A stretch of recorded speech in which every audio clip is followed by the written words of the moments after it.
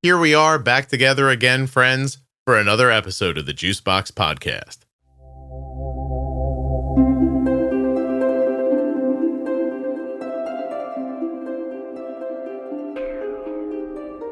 My name is Tom Taylor. I'm 29 years old. I'm from the New York City area. I work in commercial real estate analytics. I was diagnosed as a type 1 diabetic when I was 8 years old in third grade. Please don't forget that nothing you hear on the Juicebox Podcast should be considered advice, medical or otherwise. Always consult a physician before making any changes to your healthcare plan or becoming bold with insulin. Don't forget to save 40% off of your entire order at CozyEarth.com. All you have to do is use the offer code JUICEBOX at checkout. That's JUICEBOX at checkout to save 40% at CozyEarth.com. AG1 is offering my listeners a free $76 gift when you sign up. You'll get a welcome kit, a bottle of D3K2, and 5 free travel packs in your first box. So make sure you check out drinkag1.com/juicebox to get this offer. Are you an adult living with type 1 or the caregiver of someone who is? If you are, I'd love it if you would go to t1dexchange.org/juicebox and take the survey. When you complete that survey, your answers are used to move type 1 diabetes research of all kinds. t1dexchange.org/juicebox. It should not take you more than about 10 minutes. The episode you're about to listen to is sponsored by Tandem Mobi, the impressively small insulin pump. Tandem Mobi features Tandem's newest algorithm, Control IQ Plus technology. It's designed for greater discretion, more freedom, and improved time and range. Learn more and get started today at tandemdiabetes.com/juicebox. This episode of the Juicebox Podcast is sponsored by the Dexcom G7, the same CGM that my daughter wears. Check it out now at dexcom.com/juicebox. My name is Tom Taylor. I'm 29 years old. I'm from the New York City area. I work in commercial real estate analytics. I was diagnosed as a type 1 diabetic when I was 8 years old in third grade. And I've had quite a journey managing the disease. I've been relatively independent about it since I was young. I come in contact with a lot of folks who recognize my pump or my CGM in public, even though my Omnipod receiver usually gets mistaken for a second phone. I'm not nearly that cool to need 2 phones. I think it's a very, very interesting community. And I really appreciate the work that you do, Scott, and educating people about it. Oh, thank you. Did you see the Omnipod app came out yesterday? I didn't. I've been waiting for that for so long. Oh. I can't wait to get rid of this device. So yeah, the app came out yesterday. I put a link up, got hit like thousands of times in the first 24 hours. I was like, wow, that's amazing. So people were obviously really excited waiting for it. Well, thank God you're on top of it. Yeah. Well, I mean, in fairness, I get a text from somebody who says, hey, the app just came out. So I'm a little ahead on stuff like that. Nevertheless, so you've had diabetes for 21 years. Your diabetes can vote, drink, and all that stuff. That's right. Yeah. That's exactly right. Has it ever gone to Vegas for the weekend? Left you alone? Yeah, I think it has. I think it's gotten away from me from time to time. And then, it'll, especially when I was younger, I'd come back and metaphorically speaking, the disease would kind of say, hey, you've been feeling terrible for a few days. This is why you need to get a grip on this. Mm-hmm. Over time, I've definitely found, rhythms and mechanisms to kind of regulate it. And I think that, it's a blessing in disguise in retrospect. In fact, actually, I wrote my college essay on type 1 diabetes and the phenomenon of high blood sugar and just how unfortunate the feeling is. I likened it to, and this is pretty nerdy, so stick with me here for a second, but there's an old epic poem called The Rime of the Ancient Mariner. This guy kills an albatross and all of a sudden the world kind of collapses around him and he's sailing on the high seas and the seas kind of turn to molasses. And when your blood sugar high, it feels like your blood is molasses. Mm-hmm. And everything is just kind of, prickly and painful and slow. And so, I think that feeling, which when I was younger was probably like half of the time I was awake, something like that, what it makes you appreciate just feeling normal and all the little things in life. You got to accept it for what it is, but it's definitely a blessing in disguise in that way. You mentioned that you've been taking care of this since a pretty young age, but it wasn't because you were doing awesome at it. It was because that was what was needed to be done. Exactly right. It was, no one in my family had this disease prior. Actually, we found out when I was diagnosed. I have a very large family. And my mother's one of 9. My father's one of 6. We've got a lot of, very close blood relatives that are all, very close geographically and as far as spending time with each other. But nobody else was diagnosed with type 1 diabetes. Of the, I can probably count, 60 to 80 close relatives I could probably name for you right now. I was the lucky one, but our great grandmother on my mother's side was a diabetic, and she apparently had to use one needle that she would boil to sterilize and bore insulin from a boar, because they didn't have synthesized insulin readily available in the early part of the 20th century. And so, we kind of figured out what was available as far as equipment and stuff. My parents and I kind of got into a routine when I was young, but I was very much left to monitor my own blood sugar, to set a schedule, to inject myself, with the help of school nurses as well, when I was young enough to be in school.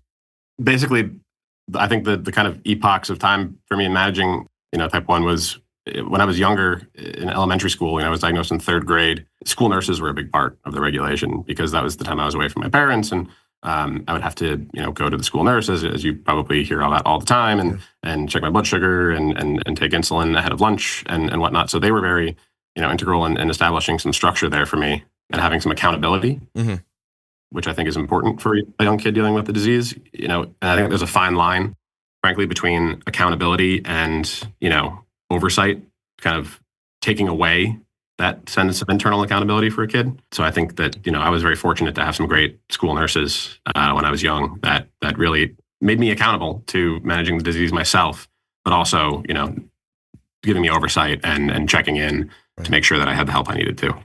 What was the level of expectation 21 years ago? What kind of insulin were you using? What were your outcomes like, and what were your goals? I remember, being diagnosed, it was November 2003. I kind of had in my head, I think I'm a fairly managerial person in that I'm always kind of tracking progress in some way, whether it's my health or, my work or whatever else. So I would think about these things in a couple of different gauges. I would think about my blood sugar on a day-to-day basis. I would think about my A1C in the long term, and then, just kind of how I felt. The expectations were, you're going to have some swings.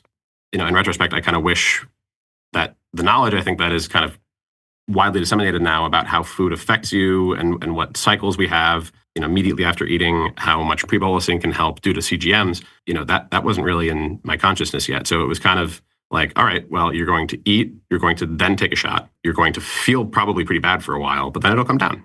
And, if you run around a lot and you're active, that'll probably help control it. But, just good luck, kid. You're going to have probably feel bad for a lot of the time.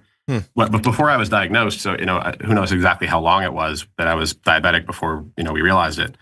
And I'm happy to go into the story too of how I was diagnosed. But I remember I was in 3rd grade. It was my first year playing tackle football. I would think about the number of bathroom breaks I could take in a day in terms of like timeouts for a college basketball game or something. You see the amount of timeouts on the screen, on the cryon on the bottom, and they've got, 5 a half or whatever it is. I was, left to my own devices, I would have gone to the bathroom probably 20 times a day. But I tried to limit myself so I wasn't, in and out of class and disrupting everything, and the teachers would get upset with me, and wherever I was, I had to find myself having to go to the bathroom every 15, 20 minutes. So during football practice, I would urinate on myself at least twice a practice. And there was a tremendous amount of shame, and it was just a very unpleasant and confusing experience. I remember speaking with, my coach about the problem and just having no answer, being 8 years old. Yeah. But, in retrospect, like everything was better than that. Finally getting insulin in my system, I kind of just thought about it incrementally. I went from having an A1C in the double digits, I remember, at 8. And then by the time I was, probably 10 or 11, I got it down into the, the 7s. And then, eventually that was kind of the plateau. Yeah. I think it was probably in the kind of low 7s. And then I went off of the pump for a while because it would just kept coming out, and I hated tubing. I was a very active kid. I'm a golfer as well. And just anytime you have twisting and sweating, the pump is going to come out. So I switched to injections until the last couple of years, honestly, in my mid-20s. I went back on the pump, and that combined with the CGM, has me now in the 5s. Wow. I think my last A1C was like 5.3 or 5.4, and I'm, trying to optimize to hopefully be as close to a non-diabetic as possible. I have a clarifying question. Back when you're talking about the football practice, is that prior to your diagnosis or after diagnosis you were still using the bathroom that frequently? You can manage diabetes confidently with the powerfully simple Dexcom G7. Dexcom.com/juicebox. The Dexcom G7 is the CGM that my daughter is wearing. The G7 is a simple CGM system that delivers real-time glucose numbers to your smartphone or smartwatch. The G7 is made for all types of diabetes, type 1 and type 2, but also people experiencing gestational diabetes. The Dexcom G7 can help you spend more time in range, which is proven to lower A1C. The more time you spend in range, the better and healthier you feel. And with the Dexcom Clarity app, you can track your glucose trends, and the app will also provide you with a projected A1C in as little as 2 weeks. If you're looking for clarity around your diabetes, you're looking for Dexcom. Dexcom.com/juicebox. When you use my link, you're supporting the podcast. Dexcom.com/juicebox. Head over there now. This episode is sponsored by Tandem Diabetes Care, and today I'm going to tell you about Tandem's newest pump and algorithm. The Tandem Mobi system with Control-IQ Plus technology features auto bolus, which can cover missed meal boluses and help prevent hyperglycemia. It has a dedicated sleep activity setting and is controlled from your personal iPhone. Tandem will help you to check your benefits today through my link, tandemdiabetes.com/juicebox. This is going to help you to get started with Tandem's smallest pump yet, that's powered by its best algorithm ever. Control-IQ Plus technology helps to keep blood sugars in range by predicting glucose levels 30 minutes ahead, and it adjusts insulin accordingly. You can wear the Tandem Mobi in a number of ways. Wear it on body with a patch-like adhesive sleeve that is sold separately, clip it discreetly to your clothing, or slip it into your pocket.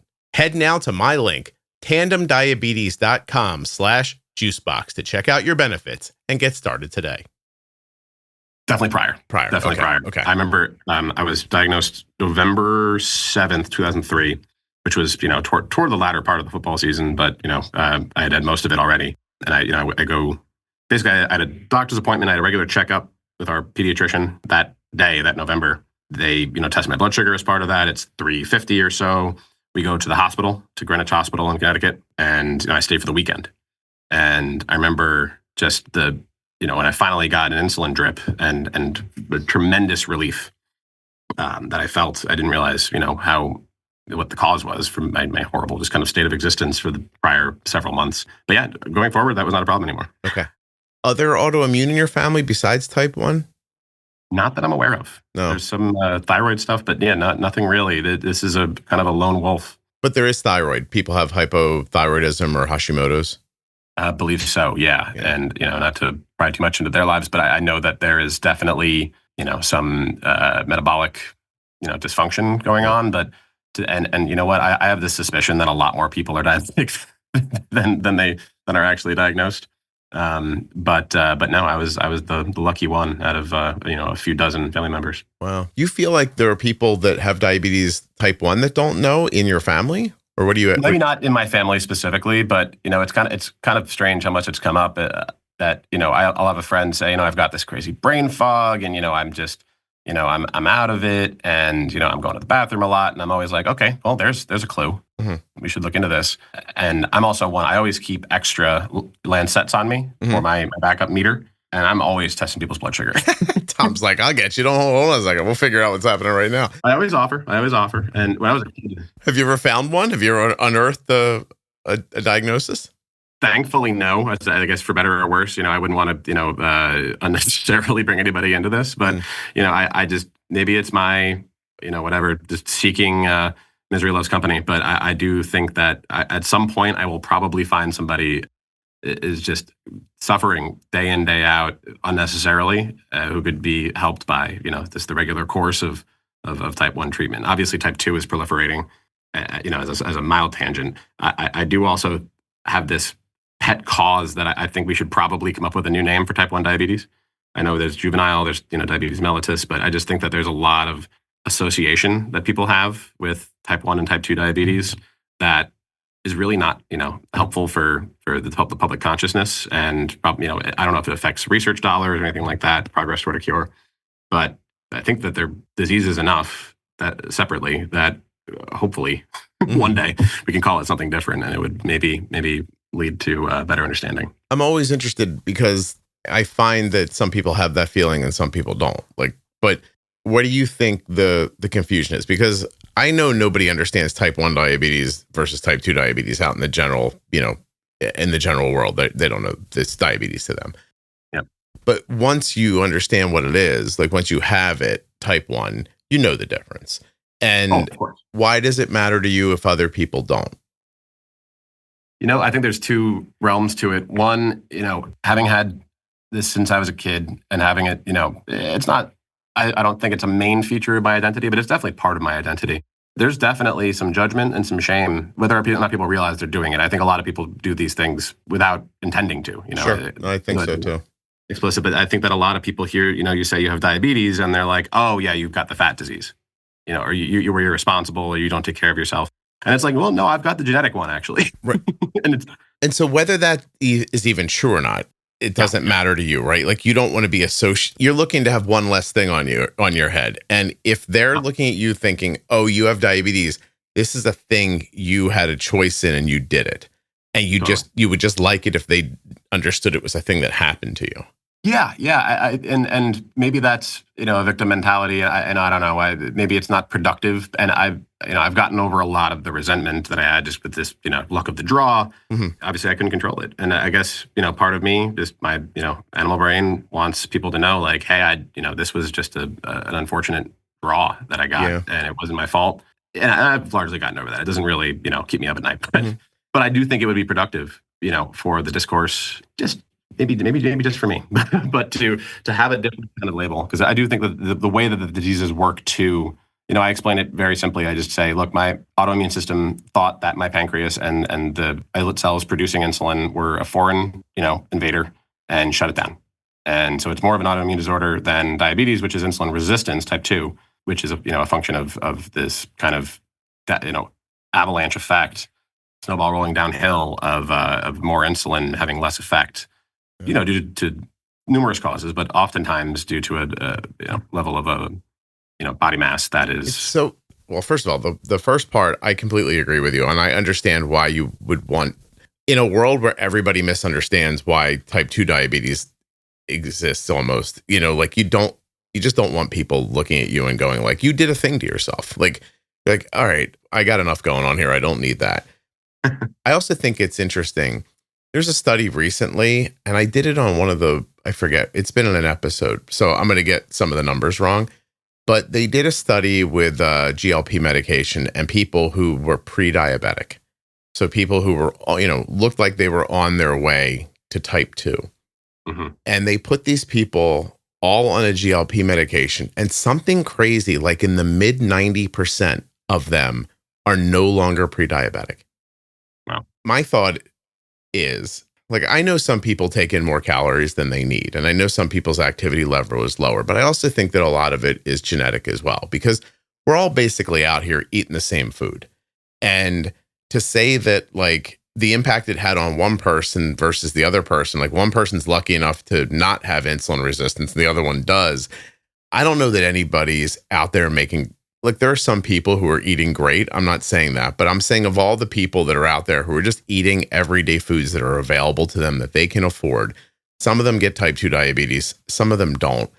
Yeah. I don't know, like, we're blaming people now for the food they can afford. Like, you know what I mean? Like it sucks, right? Because if you go back a number of years, probably before, and I'm not a conspiracy theorist, but probably before we were using all the processed foods and the chemicals on foods and et cetera, like there's this one, again, details are, you can go look them up if you want, but somebody chemically engineered a weed killer so that it wouldn't kill, I think, wheat.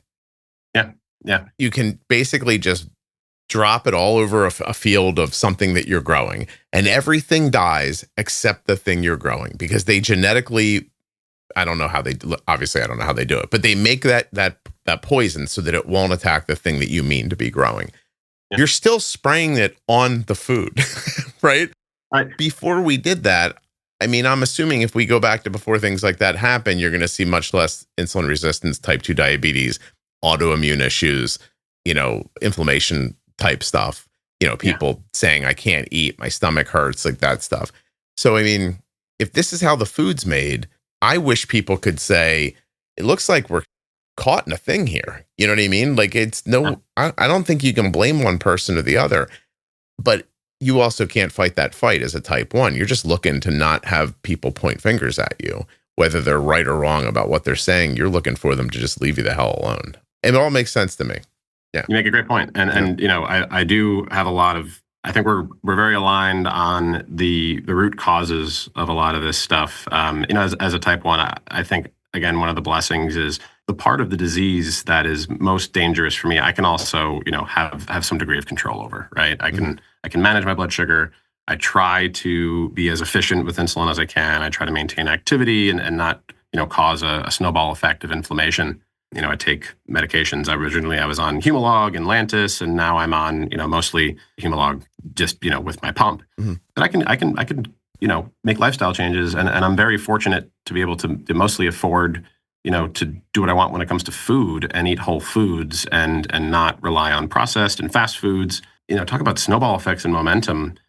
You're right. I mean, the prevalence of processed foods and glyphosate and other weed killers that are illegal in many other countries. People always talk about going to Europe and you eat pasta for a week and you come back having lost weight and your stomach doesn't hurt and you feel good. And who knows if those effects are overblown. I'd love to see like a real study on that. But I mean, we all know it, right? I mean, the American food system definitely has inputs that are less desirable, whether or not it's specifically the volume of food, which I also do think that just because the food is so calorie dense but nutrition low and made to basically to be addictive in terms of its texture, its color, its crunch, its whatever, its flavor, its sugar content, its high fructose corn syrup. It really does create this compound effect where people can only do so much. Yeah. There are stronger forces. There are people whose jobs it is to design addictive substances, whether it's slot machines, whether it's Doritos, whether it's social media, and they're really smart and they're really well paid.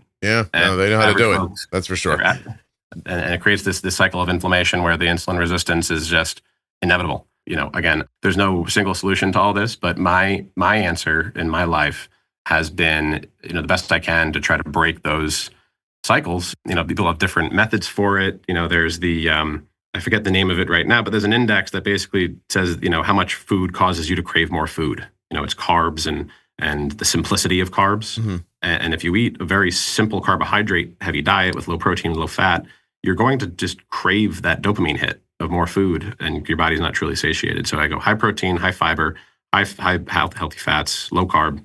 And, my body composition has changed dramatically. I was a relatively chubby kid. When I graduated college in 2017, I was 290 pounds.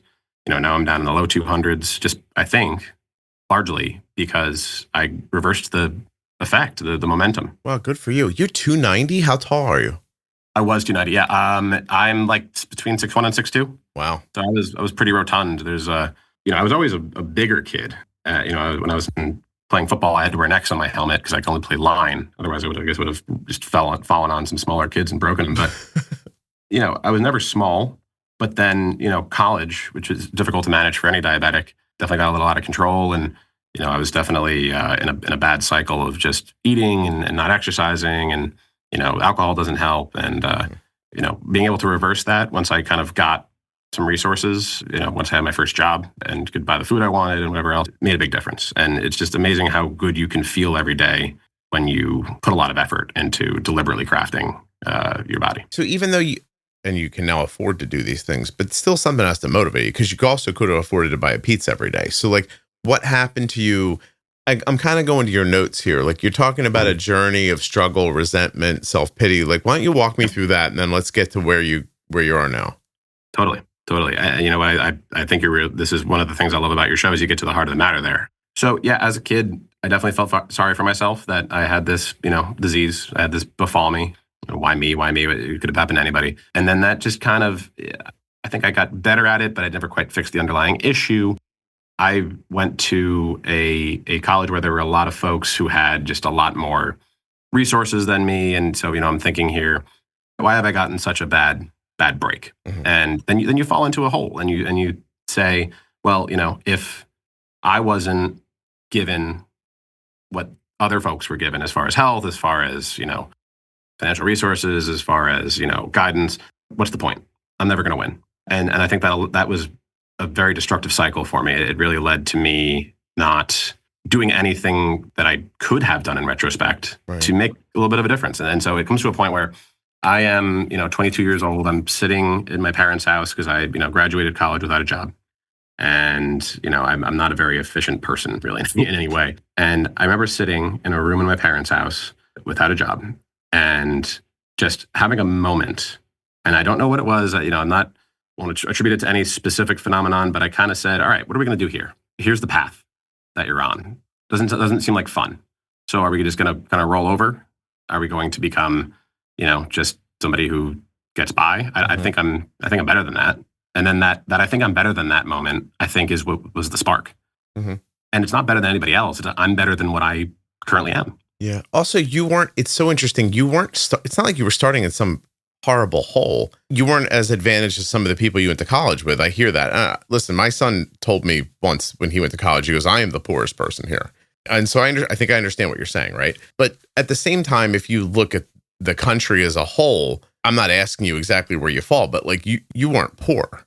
I grew up. I had food to eat. I had a home. I was blessed. I had two parents in my house. And then so that spark of I'm better than this is why? Why? Because I have been given opportunities, and there are billions of people on this earth who would kill for the life that I have. Mm-hmm. So you know what? Let's stop feeling sorry for ourselves. And you know what? I just said, let's give it a shot. Yeah, let's give it a shot. Let's give it a shot.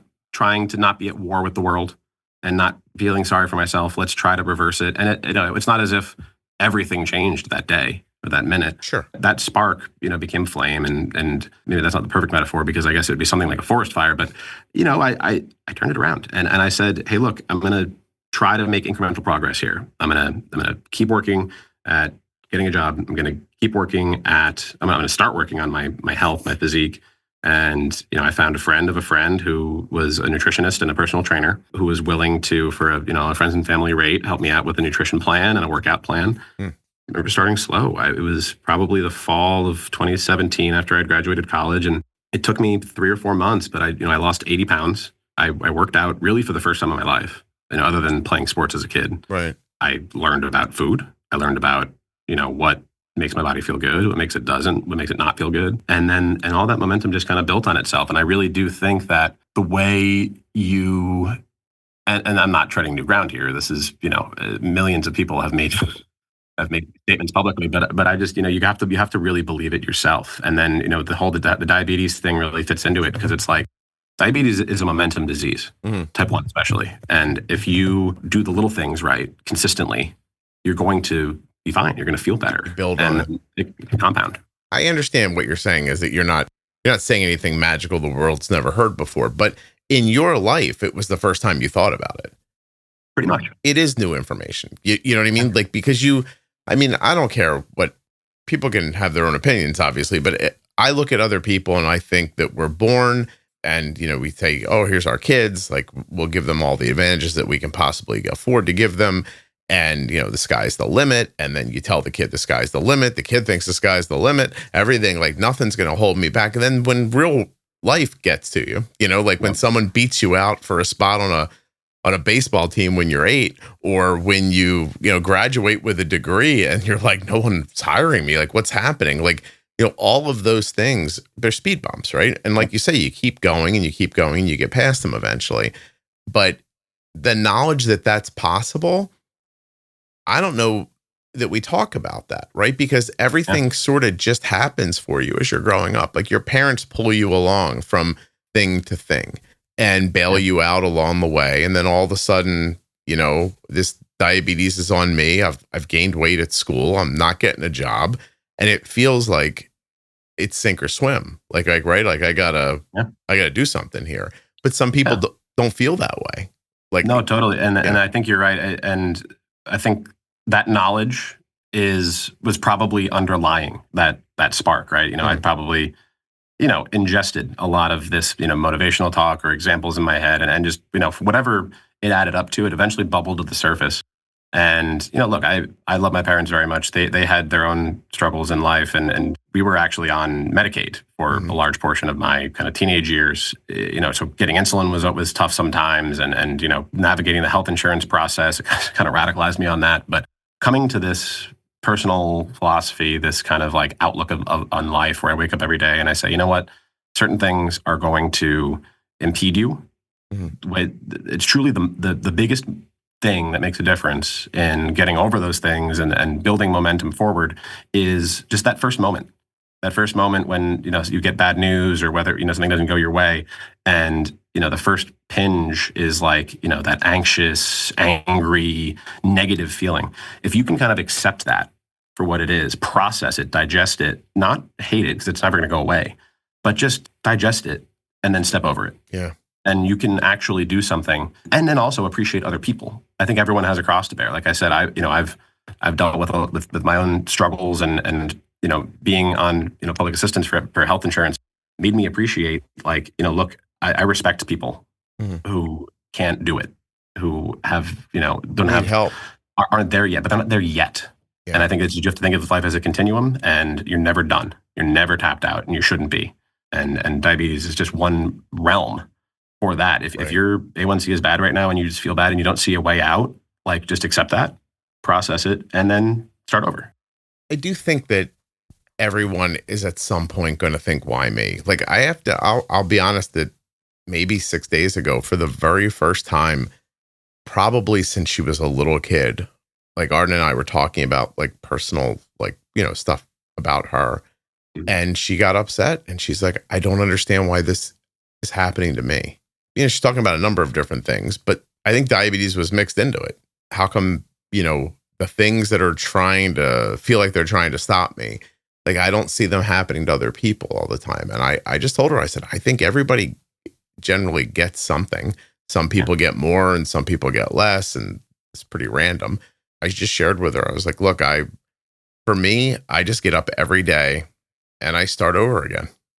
Yeah. Like, whatever happened the day before, we took care of. The things we couldn't take care of, we couldn't, and the things we could, we did. And then you keep moving.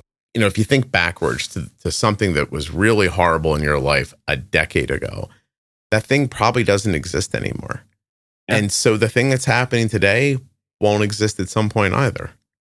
And exactly right, Scott. Yeah, that's just how it occurs to me, is that, like, I mean, people say it by saying, like, keep moving, that kind of thing. But in my mind, stuff's not important. Like, you need to be kind to people. You need to make some money. You got to pay for your things. Like, all the things that have to happen. But if they don't, like, you're still going to keep living. And then it's up to you to decide how the life as it's reflected back to you, like, how you accept it, feel it, and treat it. Like, you know what I mean? Like, yeah. I don't want to say you can be happy anywhere, because I'm sure there are places I couldn't be happy, but you could try to until you can move forward.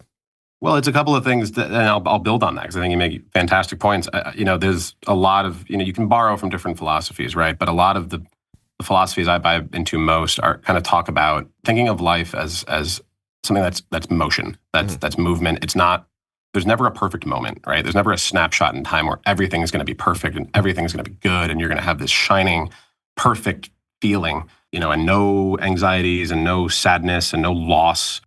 It's motion. Life is constantly progressing forward. So let's think of it that way, and let's think about progress, and let's be gracious. Let's have gratitude for the things that are good, and realize that everything that is good came because somebody got up, put their pants on, as my dad loves to say, and went to work. Yeah. And the buildings you live in, the art you watch, and the music you listen to is because somebody thought, and they were probably told at some point, like, that's dumb, or they had self-doubt, but they did it anyway. And one thing I also think about in terms of time and that kind of motion thing is, somebody once, I was at a wedding a couple of years ago, and somebody told me, like, oh, I just, I wish I lived in the year 1900. I just think all this natural stuff would be so much better than what we have right now. And I said, look, if I was born in 1900, I wouldn't have lived past age 8. Yeah. I was 8 years old when I was diagnosed with diabetes. Before 1920, when, some unbelievable doctors in Toronto synthesized insulin, kids just fell into comas and then they didn't wake up. Yeah. And so I was born in 1995. For whatever reason, I was fortunate enough to be born then, and I have insulin, and I can live a life that prior to then I would not have been able to, for all of the million plus years of human evolution. Let's build on that. Let's take that gratitude and think, like, all right, well, if I was born at a different time, whatever. You weren't. I don't understand that people don't understand that today is the best time in the history of the world to be alive. And the only thing that's going to beat that is tomorrow. Smallpox, tuberculosis, malaria, typhoid, diphtheria, syphilis, pneumonia, cholera, the plague, leprosy, 1900, that all just kills you probably. Childhood mortality. I mean, and we don't have to, everything isn't rosy and gold. There's still work to do, but there's, we get to do that work, and that's great. And all of this is because people worked. It didn't just happen. So that attitude is big. I wonder sometimes, I am not clear on purpose about where I fall politically, because I don't think it has anything to do with this podcast. But I think I speak in a way where I believe liberals hear me and think I'm liberal, and conservatives hear me and think I'm conservative. But I just take that as doing what you just said, which is kind of just taking good ideas from where they are, things that make common sense to me. I think that's very advanced. I mean, to not be so tribal as to say, my team, and I'm always right about this. You're just trying to find. I'm just trying to get through this thing. Yeah. I'm trying to get through this whole thing. And in the moment, what makes sense is what makes sense. In order to run a government, you do have to, eventually form coalitions and stuff. But when it comes to just people talking about stuff. Yeah. I don't get how people can side with the camp and say, look, I'm on this team. You're wrong because you're on the other team. I believe what I said earlier about type 2 diabetes. I think that if it progressed the way it has over the decades, it's clearly outside influences that are impacting people. And yes, people could continue to make better decisions, but that's not always as simple as it sounds. So I think a liberal person would hear me and go, my God, Scott he's such a lefty. What a lovely thing. But everybody deserves a chance, and, it's not your fault, and everything, all that stuff. Generally speaking, I believe that. I also think that the world works because of people that get up off their ass and do stuff. Yeah. And that complaining about your situation and expecting people to treat you in a certain way, I find it to be childish.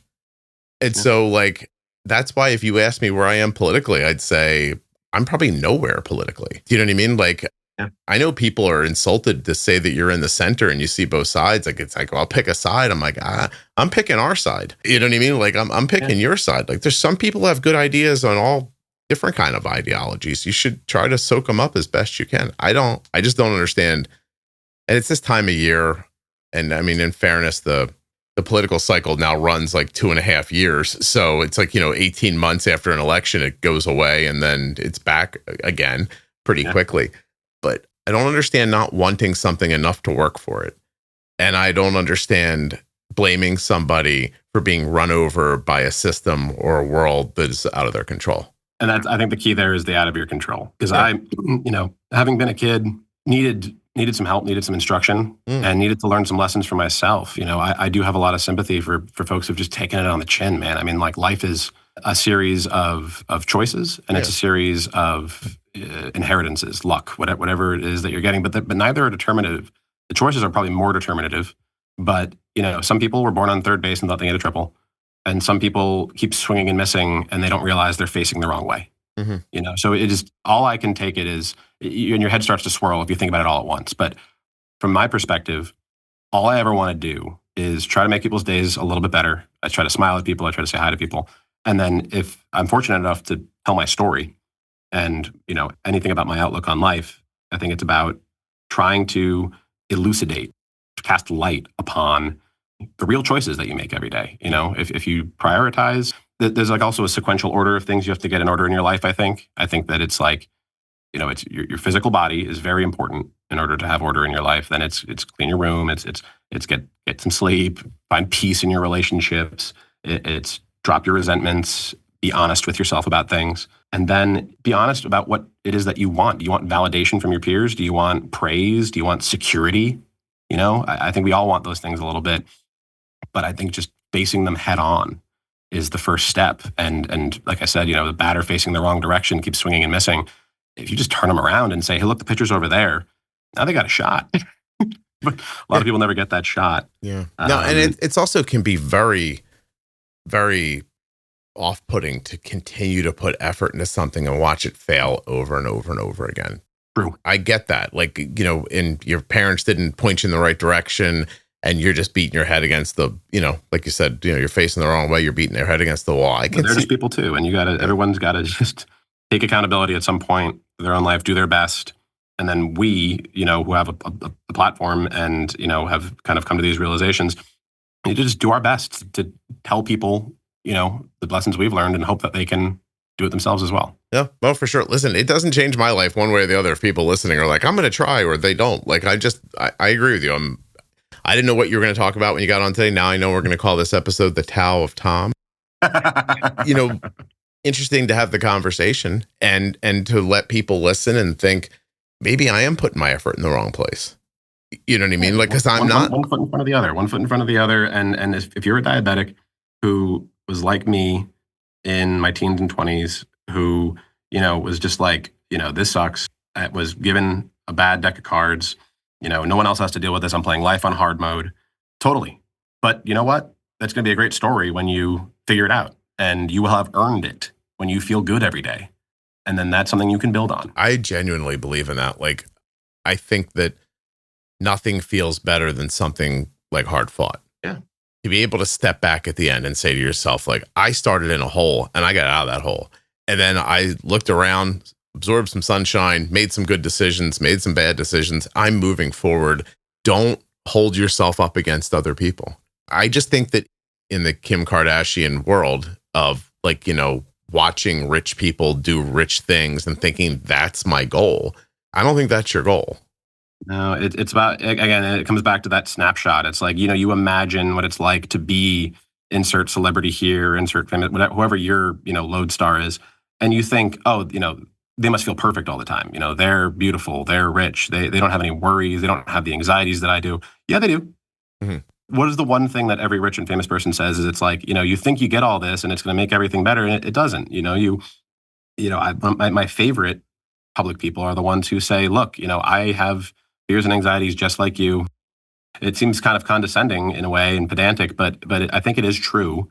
And you just have to understand that there's no easy way. Mm-hmm. Life is motion, it's progress, it's work every single day. If you are willing to accept that and just be present in the moment and do your best every single day, no matter how you stumble, then you can actually find that thing that you're searching for and just realize it doesn't feel like this imaginary perfect snapshot that you think it might. Right. What you're trying to do is hone your life and your situation, not create someone else's. And examples are good, by the way. I think examples are good. That's why kind of, we do this, and you need to be able to point to somebody and say, hey, look, all right, I don't feel like I can do this, but they did. If you listen to the podcast, I agree with that too, because yes. It's been for a long time in the diabetes space is you don't celebrate in public because you make people who aren't doing as well feel bad. No, you got to show them how. I always think, like, if you're not having success, nothing could be easier than looking at someone who is and asking them, like, what are you doing? Yeah. And then looking at yourself and going, they said they're doing this. I'm not doing 3 of those things. In diabetes, the way it occurs to me is you go putting up a graph that somebody else would kill for, and then they come ask you, hey, what is it I don't know? And they start telling you about, like, well, I got my settings right, my basal's good, like that kind of stuff. And they're like, oh, I haven't looked at my basal in years. Or, like, you pre-bolus a meal, like of all the crazy things. Yeah, go for a walk after you eat. All these little things, they add up. Like all these different, like, so wait, I know I can bolus for a bag of chips, but you're saying you don't eat chips? You know what I mean? Like that, all that stuff. It's like, so you hear what, and then you can keep some of it. You can say, look, you know what? I'm still eating chips, but I will pre-bolus for them. I didn't realize that. And let me go find out what the math is on my basal insulin. And then you have some successes and you say to yourself, like, wow, that worked. Now you fine tune and hone. And then one day you find yourself back in that square. Often for me, it's either being on the podcast as a guest or being in the private group. And then you put your graph up and you go, 6 months ago, this is what my graph looked like, but look at it now. And then someone else comes along and says, oh my God, that's amazing. How did you do that? And then it all starts over again. Amen. Yeah. And, one of my favorite lines of all time in a song or any kind of media was, the song Atlantic City, the guy, he says, there's winners and there's losers. I'm south of the line. There is no line. There's no line. You are not south of the line. You're not a loser. And, all it takes is little choices, believing that you actually can make a difference. And I hope that doesn't sound too, cliche or, or repetitive, but it's real. Well, how it sounds, Tom, to people who have done it and it's worked for them, it sounds like scripture, and to people who were struggling, it sounds like bullshit. Yeah. The point is that everybody who made it was struggling at some point. I felt like a loser. I felt like this wasn't going to happen for me. And Right. I was, it never was going to. But then little things every day, for instance, like losing weight, like one of the things they tell you to do is take progress pictures every single day, because you can't notice. It's not one day to the next. You're not going to lose, an inch off your waist, but after a month or two, you will. Yeah. And it motivates the hell out of you after you realize it too. Exactly. Yeah. You go, wow, this actually is working. Because you get, they say things like you get sick the same way you get well, like that stuff, like, slowly. And it's very true. You didn't notice yourself. Like you didn't notice you going to 290 pounds. You didn't notice it on the way. No. And you might have noticed it coming down a little bit because it happened more quickly because you're lucky and you're young and you were, you put something into action and start happening. But if you're an older person and you're trying to lose 50 pounds, it could take you years.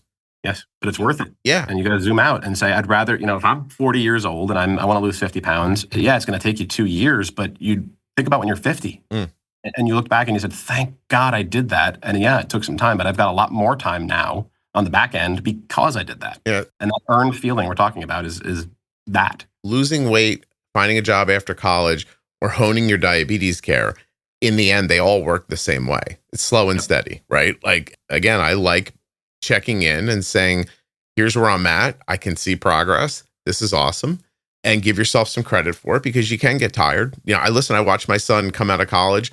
I'm going to guess based on what you do for a living, your degree and my son's degree are probably reasonably similar. Are you doing business? Are you doing coding in your job?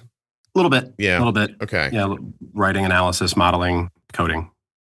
So he comes out of school and he's got an econ degree. And then he comes to me one day and he goes, I don't want to be involved in like money. Basically, he's like, I know I have this degree, but I have it because I'm good at math.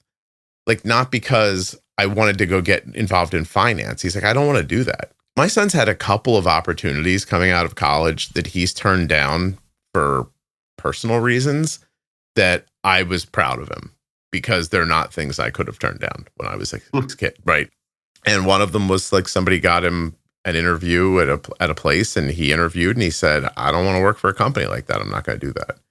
And I'm like, okay. And it's a big company and it would have done well for him. Trust me. But that's not the part of society I want to be involved in. It's important to him. And how fortunate, obviously he's had, good parenting and tutelage to be able to recognize his values. Well, it's also, and I don't say privilege very often, but it is also privilege because when I was 22, 23, I needed a job. Like I would have, like if you came up to me and said like, hey, we're going to pick dead skunks up off the road. Here's what it pays. I'd be like, all right, I'm there. Let's do it.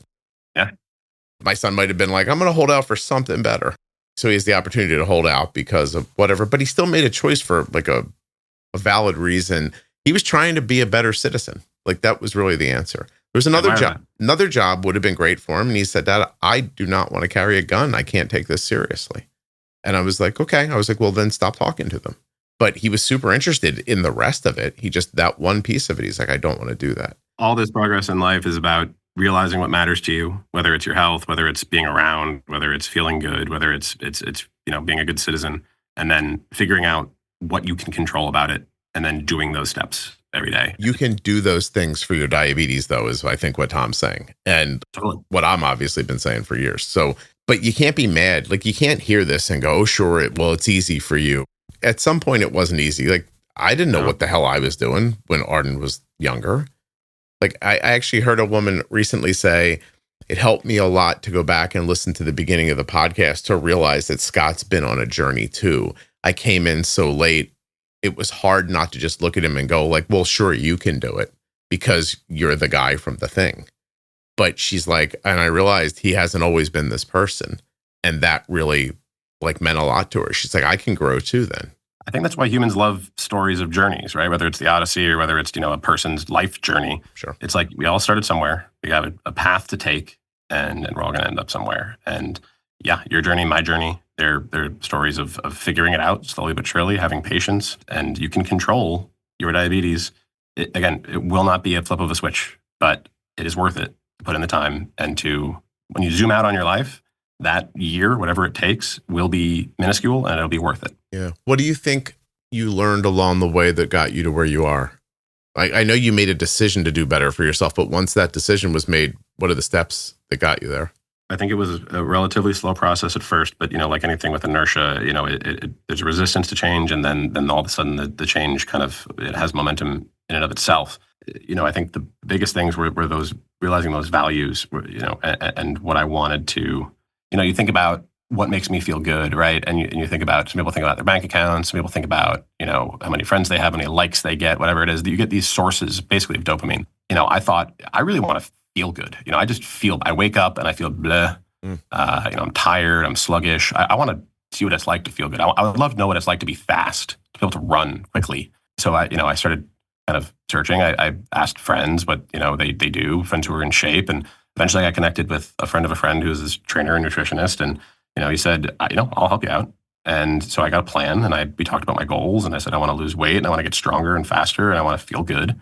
And so we came up with a plan, and it was a 16-week plan or whatever it was. And, there were times, I remember, a couple months in, I injured my shoulder because I really had never lifted before. So he said, all right, so downshift and do something else, do active recovery, do, until your shoulder heals up, and then get back on the horse, because this isn't permanent. And you need to keep it up. And this is a lifestyle. Once I figured out that, created that virtuous cycle for myself, where, working out, eating right, sleeping, hydrating, being on top of my pre-bolusing and going for a walk, figuring out the right dosages for my insulin, checking my blood sugar, making sure I'm good before bed, all that made me feel good. It was over. It was a cycle from there. And all of a sudden, my motivation wasn't the quick dopamine hit from the bag of chips. It was, I'm going to feel worse. And I'm honest with myself. Yeah. Worse about having that. I'm going to feel worse when I look at myself in the mirror. And I wanted to look at the mirror and feel good as well. And eventually I got to a place, I wouldn't say I'm fast, but I'm a lot faster than I ever was. Yeah. A lot faster than I ever was. And I feel good when I look in the mirror, and I feel good when I wake up every morning. And you know what? I know that I earned that. Yeah. My wife bought something that she thought I wanted, like a food product that she thought I wanted, right? I like it. I like what she bought me, but it's like a frozen kind of processed version of something that I like. And then I saw it in the freezer, and I was like, well, I am in a hurry today. I do like this. It's not my choice to eat it, but my wife bought it for me, and that made it feel like I should eat it. Like, do you know what I mean? Like that idea. So I had it, and I wake up the next day. I'm like 2 pounds heavier than I was the day before, because it's, like processed, and there was like all this crap in it and everything. And I thought, what in the hell am I doing? Like, why didn't I just throw that away? Why didn't I just say to her, thank you so much for getting this for me, but I know if I eat this, it's going to hit me tough, and I don't want that to be involved. But I did. I ate it. But then the next day I thought, do something right now. And I went downstairs and I grabbed what was left and I threw it in the trash. And I was like, I lost a couple of dollars there, but I think it's better than eating it out of guilt and then throwing off the next 3 weeks of my life somehow, which is what it would have done. Like, I know that sounds crazy, but my body I'm delicate, Tom. Oh, listen. Yeah. I feel you. And you know what? I just take that as, again, what motivates you, and what motivates you, I think it's sweet, is you want it to, make your wife feel good for having gotten something that you appreciated. And, but you have these competing values and priorities, and you're like, well, in this moment, the appreciation that I had for her, and let's be honest, a little bit of self-indulgence won, but it's not permanent. Mm-hmm. And you said, all right, well, you know what? I'm going to make this other competing priority take precedence over that going forward. And you're a human, and you can't beat yourself up over it and just say, hey, I learned a little lesson there. Yeah. I think I was eating it for her because she was like, she bought it out of love. And I was like, I didn't want to reject it and make her feel like, oh, I try to do something nice and that. And so I had some, and then I'm like, she's not even going to remember this is in the freezer. Like, I can just but I'm going to tell her. I'm just going to tell her, look, I really appreciate it from now on. Let's get this version of that food instead of that. And you appreciate what she's trying to do for you. But this is something I want to be, this is something that I prioritize. And, I appreciate it. I acknowledge it. But you know what? Right. let's stick to something a little bit more clean, or, whole food, or whatever motivates your diet. Yeah. I mean, listen, we're cooking. We're having people here for Thanksgiving this year. And I said to my wife, I'm like, they don't expect me to like make carrots with like marshmallows on it or something, like one of those things that people eat. I'm like, I'm not doing that. I was like, yeah, I'm not doing that. I'm going to make like staple foods. I'm going to make it out of whole foods and they can eat what they want. And if that's, then we'll have a pie. And if that's not enough, then they should, they'll bring it with them or get something from somewhere else later. But I'm not going to make candy food. That's okay, right? My wife's like, I don't think anybody cares. So I was like, all right, well, I might be the only one thinking. Anyway. And I have found, I think one of the kind of like last highlights from my experience with diabetes that I had to come to understand the hard way was anything with syrup or any kind of like crystalline sugar structure like that is just deadly. Hit you fast, hard, Yeah, and it just accelerates. And, I rarely ever, and I take pride in this, get the double arrows on my CGM, like it's rising rapidly. Mm-hmm. I always say, if I have some maple syrup or something, there's my day. Honey, it's unfortunate because that stuff is great. But, when I was a kid, I would just spend entire days just feeling terrible.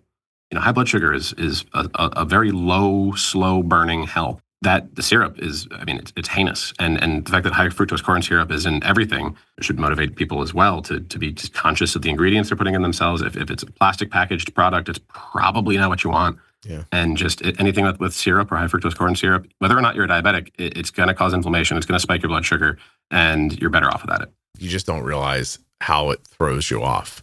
Yeah. And, so many people walking around saying, oh, I'm tired, or, but and sometimes they go back to it again because they felt good when they were eating it. So like, oh, I ate this crappy food. I'll eat more of it because I get a nice jolt when I eat it, but then it ruins hours, days. Cycle. Yeah. And I just remembered it was the glycemic index. That's what I was trying to recall earlier. Okay. This phenomenon where like, you eat something with a simple carb, no other nutrients. And, it causes a large insulin release, and that's inflammatory. And it also causes you to crave more carbs. And then you're a snowball going down a hill. Yeah. Versus if you break that cycle, it's hard. You're probably going to have basically withdrawals. But if you can power through it and you can zoom out and say, this is worth it, protein, fats, whole grains will break that cycle, and you won't need to crave the simple carbs. Right. And your body will have less inflammation, and you're on a much, much better path. First of all, there's an episode in the Pro Tip series about glycemic index and load. There we go. It doesn't mean you can't have something sweet once in a while. It's just you're not on a bender that you don't realize you've been on for years. Like conscious of what you're putting in your body. I love ice cream. I love chocolate. But, and to my detriment, I have a tremendous sweet tooth. But it's a treat. It's got to be a treat. And you can't be sitting there housing a bowl of ice cream every night. And I think that just in general in life, giving yourself a little bit of work to earn an indulgence and not just making it a given is also that's a personal philosophy. I'm not prescribing anything for anyone, but this is what works for me. And I feel a lot more in balance with my life and everything else, especially my health, if the treats are treats and they are not just part of my diet and you're conscious of the ingredients you're putting in your body. Yeah, no, I appreciate you sharing that. Is there anything we didn't talk about that we should have? Anything that you have on a list somewhere or in your head? No, sir. We covered a lot. I'm really appreciative for the opportunity. I love, trying to help folks the best I can. I'm really appreciative of what you do. I listen to probably 90% of the episodes. I think you're doing really great work. And I hope that, diabetes is obviously a topic close to my heart and pancreas. But I think that this is a message that's applicable to everyone. And that's kind of why I wrote my college essay about it. I think whatever it did, helps me get into the schools I got into because I learned a lot about life from having to deal with this. I think a lot of people probably do too. And if they haven't yet, there's an opportunity to. It's any obstacle can become a vehicle, if you just kind of orient it correctly and figure out how to ride it. Well, that's awesome. No, I appreciate that very much.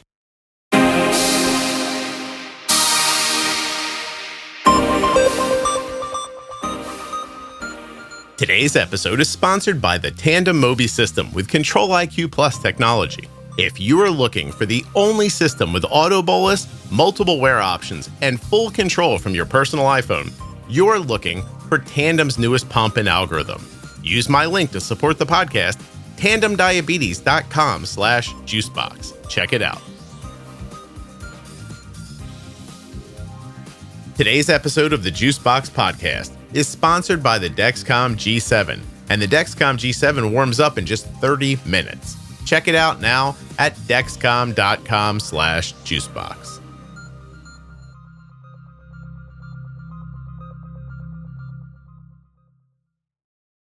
Thank you so much for listening. I'll be back very soon with another episode of the Juicebox Podcast. If you're not already subscribed or following the podcast in your favorite audio app like Spotify or Apple Podcasts, please do that now.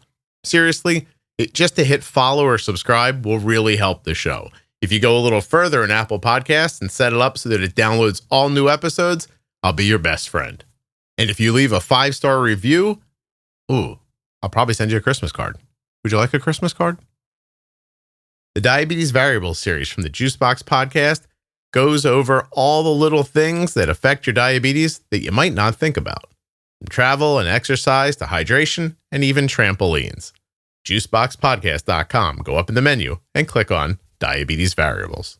The episode you just heard was professionally edited by Wrong Way Recording. WrongWayRecording.com.